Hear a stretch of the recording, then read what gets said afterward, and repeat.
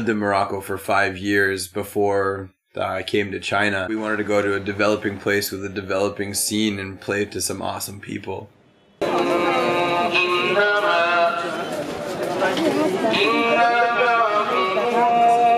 Overall, it's one of the most different countries I've ever been to.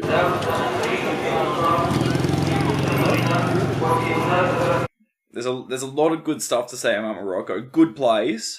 The clothing, the sense of fashion, I think, is right up there. I was looking forward to, since the moment I arrived, I noticed these men on the street wearing these sick robes with hoods. And I thought, you know, that's the look for me. I really liked it. What's up? Oh, look at this girl. Meeting Faisal for the first time was sick. Faisal was our Spanish translator. He was our Moroccan get shit doner. He was a part-time driver, and he was also our awesome videographer. And guru. Spiritual guide. Faisal and I actually used to play in a melodic death metal together in Morocco called Into the Evernight.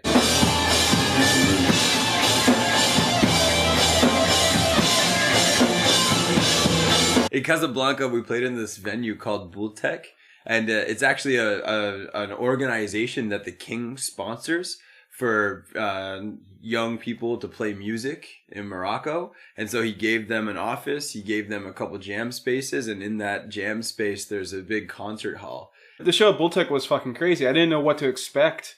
And, you know, it was our first show of the tour, and we were playing to like over 200 kids in Casablanca, of all places.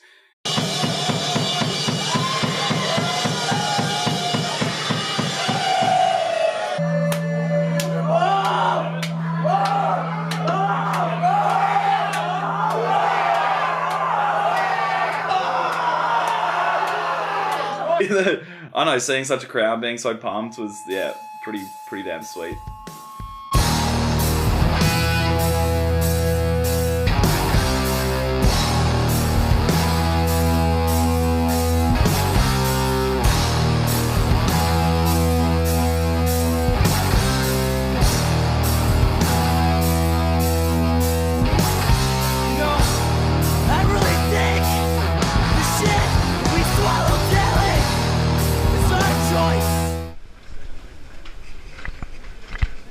Meknes is this city that's known to have like zero musical infrastructure and to actually have a pretty hard like conservative background, so they don't support any kind of like death metal or punk rock music because it's anti-establishment and anti-Islam kind of thing. But at the same time, some of the hardest like, you know, metal bands and most DIY sort of like metal and punk rock shows happen in Meknes. So I knew that when we went to Morocco we had to play in Meknes. Cool, man. Let's do it.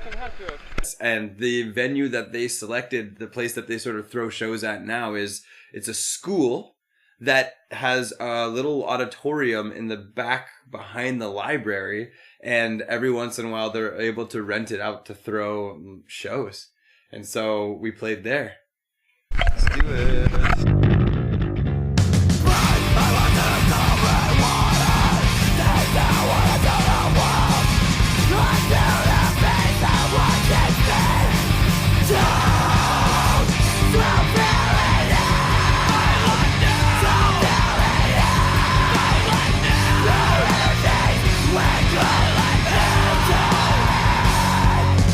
Everything broke. Everything broke. Throughout the night, when Enter the Evernight were playing, the PA system totally broke down. Smoke was coming up from the monitors. We were waiting around for maybe half an hour as the sound guy was getting increasingly pissed off and trying to charge us for everything. Beyond that, I think Oliver broke like 3 microphones. The lights went off in the middle of our set like twice.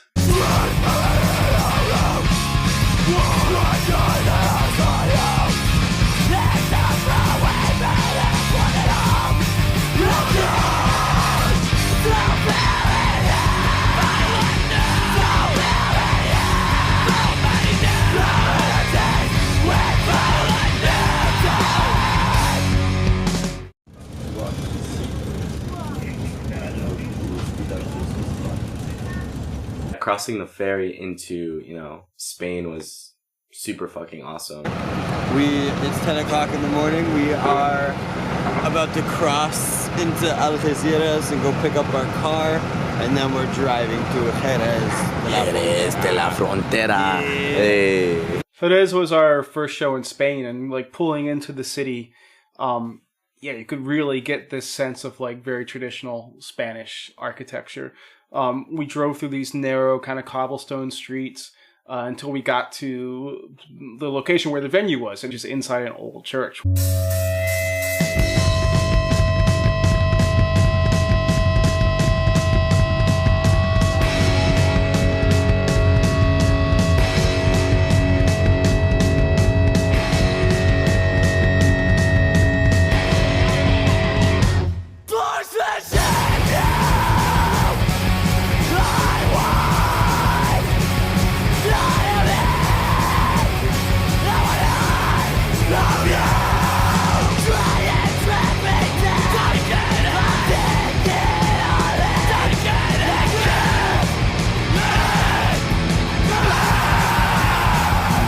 As soon as we showed up, the guys were super nice. They walked in, they had a whole bunch of different vegan stuff for us. They had a whole bunch of beers that they bought to share with everybody. They were super friendly. They were totally cool with letting us share gear. Like, that whole scene was super cool. They had, a girl that was doing spoken word, reading with some awesome feminist stuff. Like, they were selling all the records from the Uberales Andalusia Uberales crew, and like they were just a really good bunch of dudes, and they took such good care of us afterwards. We slept at this guy's house, like 12 of us, had a fun after party, took us out for breakfast the next morning, and luckily we saw them again. They're sweet dudes. The drive to Madrid was actually really, really peaceful. There's a lot of like windmill farms and like lots of awesome like landscapes and castles on the way. It's cool just to see that. It was like super fucking chill.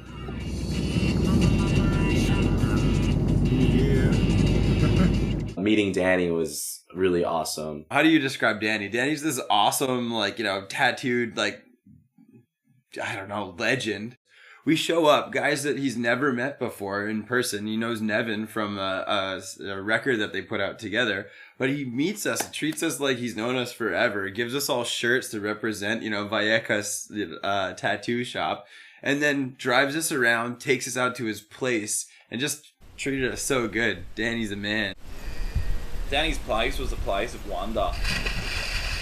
The Madrid show, actually, Danny helped us set up. He had introduced me to some friends he knew in the older scene there, and one of them was the booking agent for Wurlitzer.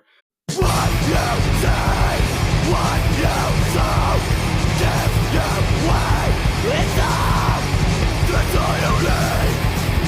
Carry moment, stop it, and the back of it, the red.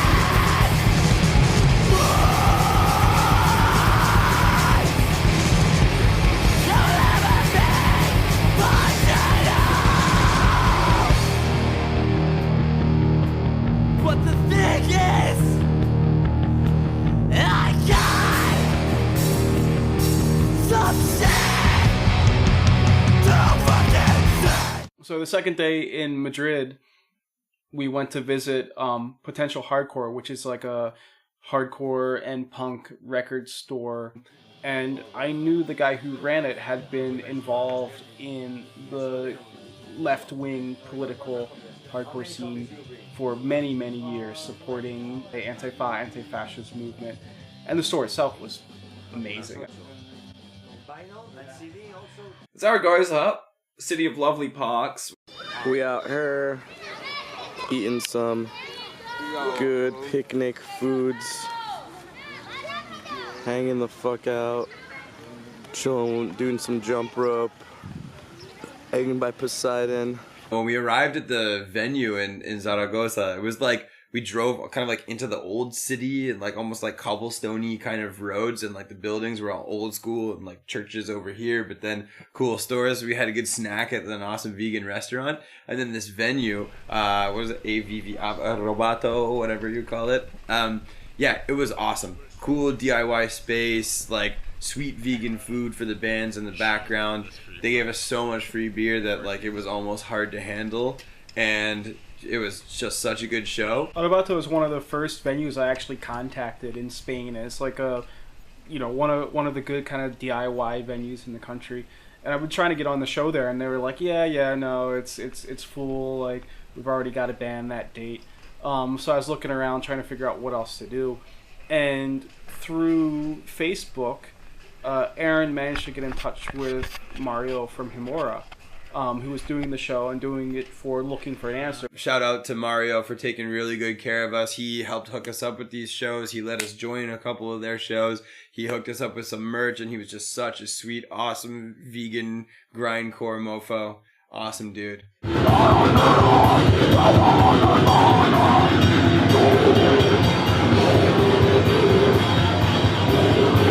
This is where like the whole like tour switch happens, where like we thought we were a cool punk band, and now we're like, oh, we are so weak compared to these grindcore bands.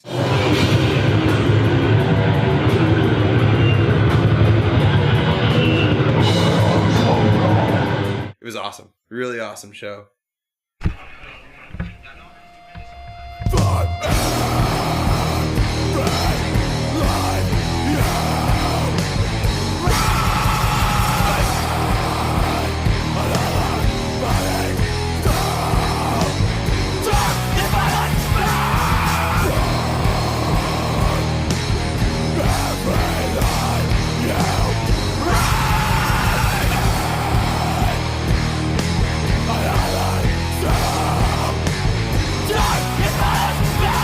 So we're driving to this place, La Residencia, and it's honestly like our GPS says it's here, but we like drive past it and we're like, there's nothing there, and we drive past this way and there's nothing there, and we did that like 3 or 4 times, and then eventually it was just like we saw like another punk kid sort of like walking down the street, and we're like, yo, is this place over here? He's like, yeah, it's right there. It's that little yellow house on the corner, and we're like, what?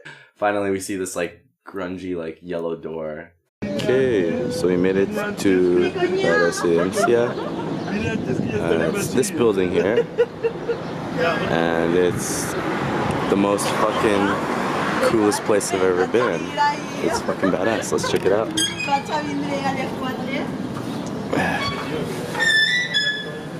We walk in through this little door. It's on like the side of this highway just before a bridge with a train track in the backyard. And we walk inside, and there's like a sweet bar. There's like a big outdoor area in the backyard. And like this venue is like super tight, no ventilation, no door. This big sort of like, I don't know, blanket thing that, keeps all the heat inside. And it was a smeltering hellhole of awesomeness. It was amazing.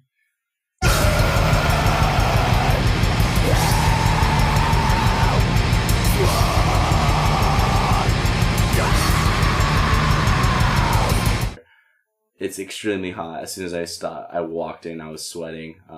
All the staff just had their shirts off. So that was already the vibe set for that kind of show. It was great.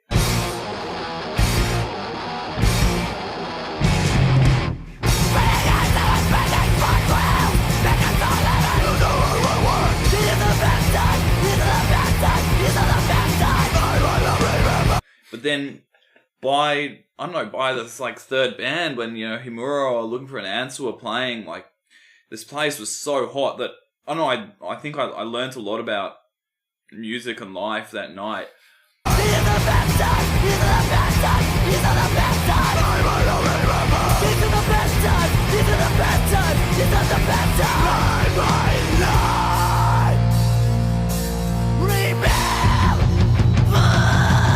We had another, well, not a long drive, but we had a pretty good drive on our way from Valencia to Almeria. I think it was about 6 hours or something like that. And so along the way, we decided to stop for a picnic.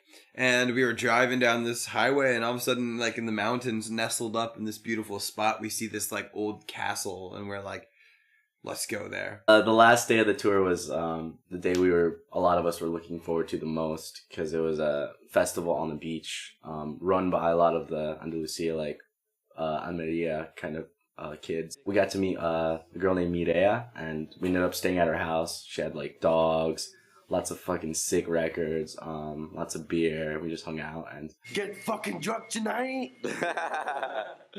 The whole Southern Spanish tour was like leading up to the show in Almeria, because it was booked by the Andalusia kids who had helped us with everything. And the whole point of doing Southern Spain was to end up at this festival. it was super just DIY kind of style. I think it was run by like overall just 6 or 7 people, and they had everything from, you know, food to like beer to like actual organization, like time slots and like people doing sound.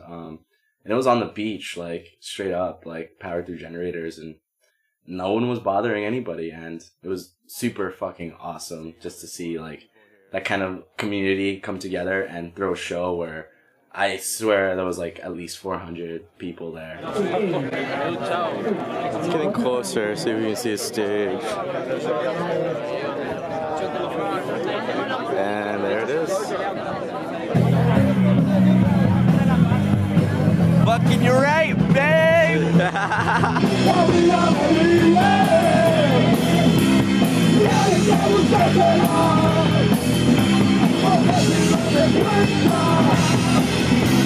It starts at midnight. It ended at about 5:30 in the morning, and it was just so sick that we had this opportunity: go play, go get in the pit, go jump in the water, come back, hang out in the pits, go jump in the water. It was amazing. I don't even think we left that place till like 10 a.m. or something like that, 9:30. It was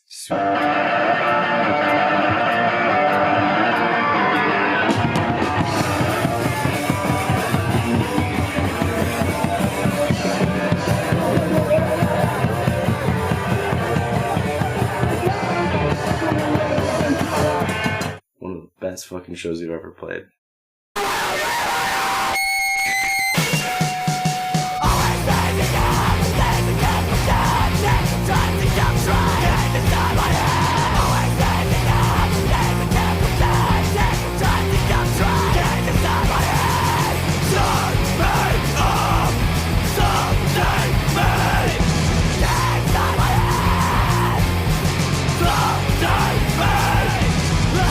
I have a certain tendency to break things when I play, and this was a new one. I ended up needing a new snare, and I did need to borrow a pedal that I broke. But this time, from like standing up and getting all over the place, I actually broke a hole in the stage so that like my drum stool like had broken through, and so I was standing up without even wanting to because I had to play this part because my stool was falling off the seat or off the stage. It was pretty cool.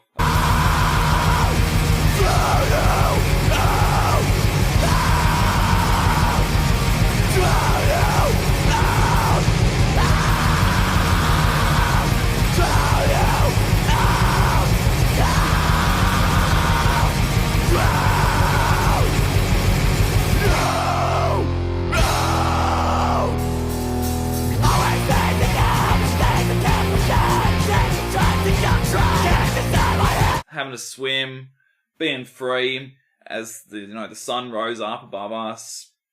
How else would you want to end a fucking amazing tour?